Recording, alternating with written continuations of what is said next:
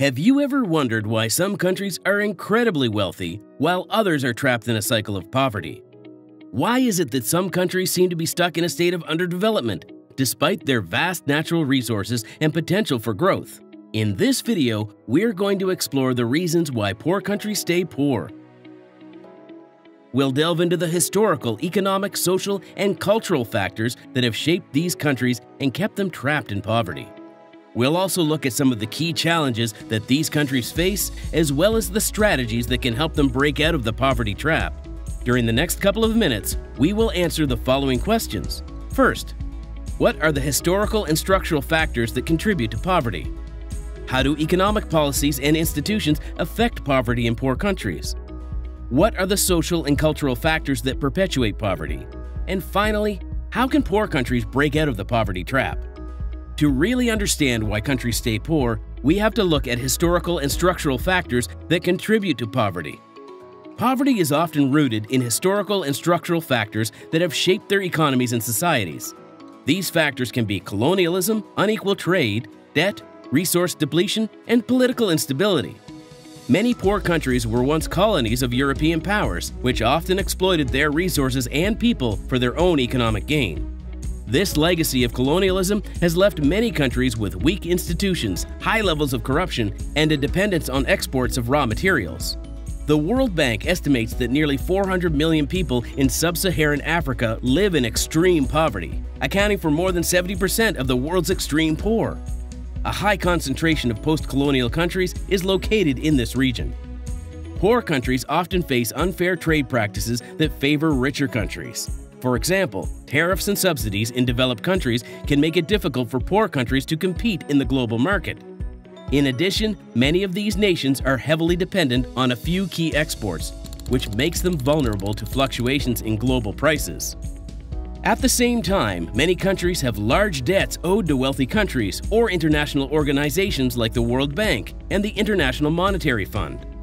This debt can be a significant burden on their economies, as they must devote a significant portion of their resources to debt servicing. Despite limited economic prosperity, many poor countries have rich natural resources, such as oil, minerals, and timber. However, the extraction and export of these resources can lead to environmental degradation and resource depletion. In addition, the revenues from these exports often do not benefit the local population, but rather go to corrupt elites or foreign companies. As a result, nearly 17% of the world's population, or around 1.3 billion people, live in extreme poverty, with less than $1.90 per day, according to the United Nations. Poor countries often struggle with political instability, such as civil wars, coups, and dictatorships. This can lead to a lack of investment, economic disruption, and a breakdown in social services like healthcare and education. These historical and structural factors have created a cycle of poverty in many poor countries, making it difficult for them to break out of the poverty trap. Addressing these factors is essential to promoting economic development and reducing poverty in these countries. Economic policies and institutions play a significant role in shaping economic development in poor countries, and therefore in reducing poverty. However, developing countries often face a range of economic challenges, including limited resources, weak institutions, and corruption. These challenges can make it difficult to implement effective economic policies. One major challenge facing poor countries is the lack of access to credit and financial services. Many people in these countries do not have access to banks or other financial institutions, which can make it difficult for them to save money or invest in their businesses. The World Bank estimates that more than 1.7 billion people, or a little over 12% of the world's population, don't have access to financial services such as bank accounts or loans. In addition, many less financially developed countries have limited access to foreign investment, which can make it difficult for them to finance large-scale projects or create new industries. Another challenge facing these countries is the lack of infrastructure. This can include basic infrastructure such as roads, water and sanitation systems, and electricity, as well as more complex infrastructure like ports, airports, and communication networks. Without this infrastructure, it can be difficult to attract investment, transport goods and services, and participate in the global economy. Effective economic policies can help address these challenges and promote economic development. For example, governments can implement policies that encourage investment, reduce corruption, and create an enabling environment for business. According to the United Nations Development Program, developing countries lose an estimated $1.26 trillion per year to corruption, which can limit economic growth and perpetuate poverty. Institutional reforms can also be important for promoting economic development. This might include strengthening property rights, improving the rule of law, and reducing corruption. These reforms can help create a more stable and predictable environment for business and reduce the risk of arbitrary action by government officials. According to the World Bank, investing in infrastructure can create jobs and stimulate economic growth, with a $1 increase in infrastructure spending resulting in a $1.5 increase in GDP. In conclusion, economic policies and institutions play a critical role in shaping economic development in poor countries and in reducing poverty. By addressing the challenges faced by these countries and implementing effective economic policies and institutions, it is possible to promote sustainable economic growth and reduce poverty over the long term. Poverty in developing countries is not only the result of economic factors, but also social and cultural factors. These factors can include gender inequality, caste systems, and cultural attitudes towards work and education. Gender inequality is a significant issue in many poor countries. Women often face limited access to education, healthcare, and economic opportunities. This can perpetuate the cycle of poverty, as women are often the primary caregivers and may have limited opportunities to generate income. Actually, women in developing countries earn as low as 60 to 75% of what men earn for the same work, according to UN Women. Caste systems can also contribute to poverty. Caste systems are social hierarchies based on birth, which can limit access to education, employment, and other opportunities. This can make it difficult for people from lower castes to escape poverty, as they may face discrimination and limited opportunities to improve their situation.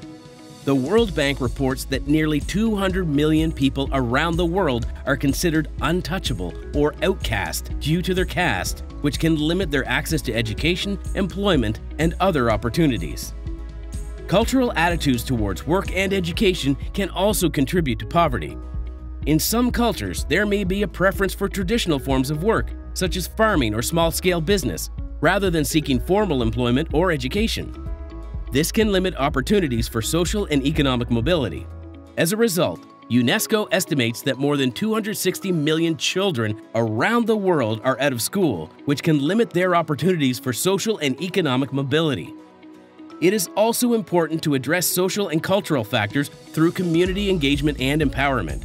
This might involve working with community leaders and organizations to promote change from within. By working together, it is possible to create a more inclusive and equitable society where everyone has the opportunity to thrive.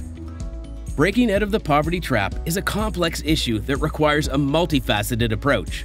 Poor countries need to address a range of economic, social, and cultural factors to promote sustainable economic growth and reduce poverty over the long term. One key strategy for promoting economic growth in poor countries is to invest in infrastructure. This might include building roads, bridges, and other transportation systems, as well as investing in energy and communication networks. This infrastructure can help connect these countries to the global economy, attract foreign investment, and create new industries and jobs. Another strategy for promoting economic growth is to invest in education and healthcare. By improving access to education and healthcare, countries can develop a skilled workforce, promote innovation, and improve the health and well-being of their citizens. This can help break the cycle of poverty, as people are better able to access education, healthcare, and economic opportunities. The United Nations Development Program reports that every additional year of education can increase a person's income by up to 10%. In addition to these economic strategies, addressing social and cultural factors perpetuating poverty is important. This might include promoting gender equality, reducing discrimination based on caste or ethnicity, and addressing cultural attitudes toward work and education. Governance and institutional reforms are also essential for breaking out of the poverty trap. This might include reducing corruption, improving the rule of law, and creating a stable and predictable environment for business. These reforms can help promote investment, reduce the risk of arbitrary action by government officials, and create a level playing field for businesses.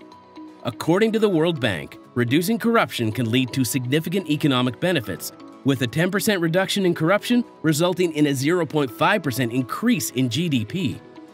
Finally, developing countries can also benefit from international support and partnerships. Developed countries and international organizations can provide financial assistance, technical expertise, and other forms of support to help countries break out of poverty.